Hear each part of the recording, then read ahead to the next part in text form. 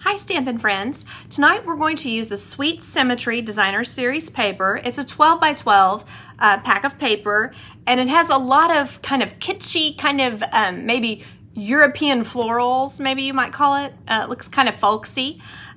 This is one card that I made with this. I'm going to be showing you the drapery fold. Now it can be done a number of different ways, but I'm going to try to show you the way that I think is the easiest to do it. This card uses half of the drapery fold, kind of the smaller half. And then I have another one to show you that uses the larger half. So this card, I just put a thanks up at the top. It has the Blushing Bride new ribbon that is going to be in the holiday catalog. And then it has for the background the Flirty Flamingo cardstock. So you can see here that when you do this drapery fold, it kind of shows the other side of the paper as well. So there are probably a lot of prettier papers that you might want to use with this, but I kind of like using it for this one because it kind of gives it a little more of a happy look whenever you show both sides. Okay, so I wanted to show you the other card real quick. Now the way I'm going to do this, I'll show you how I adhere this to the card here in just a second. But this is the other piece. So what I've done, it's a 4-inch wide by 12-inch piece of cardstock, and then I've trimmed it down after I was finished. So that'll make more sense when I show you my example. But this one I trimmed down to 5 1/4 and made it as a card front for this. And then with what was left, I was able to make this card. So I know we love to get two cards out of the same bit of paper. What I like about this is that you get almost like a set that you could even give as like a little mini gift. Like, you know, here, use this for something. Maybe put a happy birthday down here in the navy. That's the dark color that you see in this. I don't know if it's obvious. So that could be kind of fun to add to your card. So let me show you how I suggest to adhere this together real quick, and then I'll show you the longer part of this, which is getting it attached, getting it cut out and scored. So I suggest that you always score on the diagonals. I mean, add adhesive to the diagonal side, because if you put it over here, you may have your adhesive falling out, basically showing here on the side of the card. So this is the piece that's going to fold like this. So I'm putting my adhesive right here, kind of top to almost bottom, and adhering it down. Then I'll do the same thing under here. So maybe just right against the score line there. So then I'm going to do the same thing here. This one doesn't matter so much exactly where I put it, long as I put it on the side that has the, and I could do the same here, just add, whoops, I do want to be sure as I adhere this down that I keep it straight across the top. Don't want it veering off. And it's, with a designer series paper, it is possible to have it kind of move a little bit, so we don't want that to happen.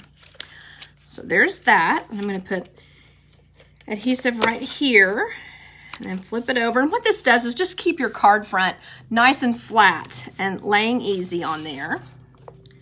So again, I'm just going to put some here, like that, and then here. And what I've already done is cut this end off right here so that it will be 5 1/4 wide by 4. So then it's like almost like a perfect layer, just missing this little portion here.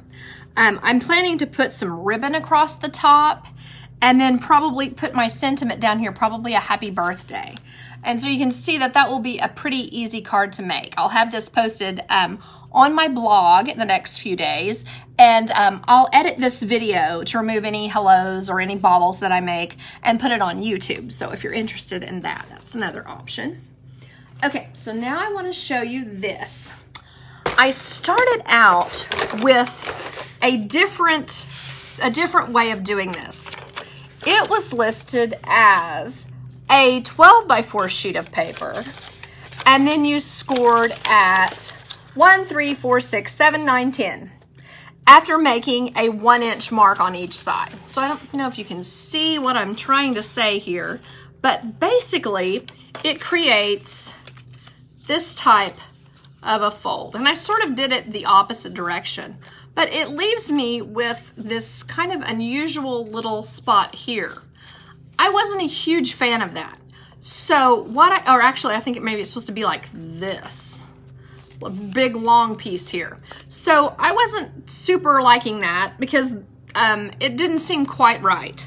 So what I did was I found another place that had another option for me. So that's what I decided to go with. So you can see if you agree. What I did on this piece of paper was I used my a pencil to mark 3 quarters of an inch and 3/4 of an inch. And then what I'm going to do now is I'm going to score it. And I got these measurements from Lissa's Wolenack. She has lots of good videos. She scored hers at 3 inches. Let's see if I can do this. We want to use the wide, broader diameter here because that's going to make it easier to not tear your paper. But I'm going to score it 3, 4, 6, 7, 9, and 10. Now one thing, the thing that I did different than Lissa did, I did not cut my paper down to 11.5. I left my paper 12 inches long. So you'll see why here in just a minute. So now I just need to get my paper cutter. One second, sorry about that. And then I'm going to cut from one mark to the other, basically. I'm going to cut from here down to this mark here. I'm getting them both in the trough, the spot where the little cutter will cut them. So then I'm just going to cut like this across here. So then I'm left with 2 pieces. Okay, so then my idea here is that I go ahead and let me try this real quick. It's kind of, I didn't score too hard because I didn't want it to get overly, what would you call it, torn up. So I need to be careful as I do these, if that makes sense. Okay, so what I'm planning, I'll show real quick again the kind of card I'm making. It's called a drapery fold or a curtain fold. So what I'm doing here is just kind of doing it like that, and then I have this little tiny piece showing here. Since I don't particularly love this side, I would like to see it poking through. I'm gonna go back and do the opposite of what I did. So you can always do that as you're doing this. If you decide that you don't care for what you've done, you can always go back and try again. So there you can see I've got this particular cut done, and that is the same as this one here. Does that make sense? So what I'm gonna do when I want to make a small card like this that goes portrait direction is I'm just going to take my little cutter. Well, maybe, I don't know where I've put it. Let me see. That was not smart. Oh, here it is. Just going to cut like about a ½ inch off of it, little tiny bit. Keep it straight. There we go. It may have been supposed to have been 3/4 that I cut off. Let's look here. So putting that there. Oh, it's supposed to have been a lot more. Let's see here. Cut it like right like that. Anyway, so that is one option. And then I'm going to show how I will do the other. Let's see, that's not what I want to do. I want to go this way. I have to see, because the first fold will show me exactly what I want to have showing with this.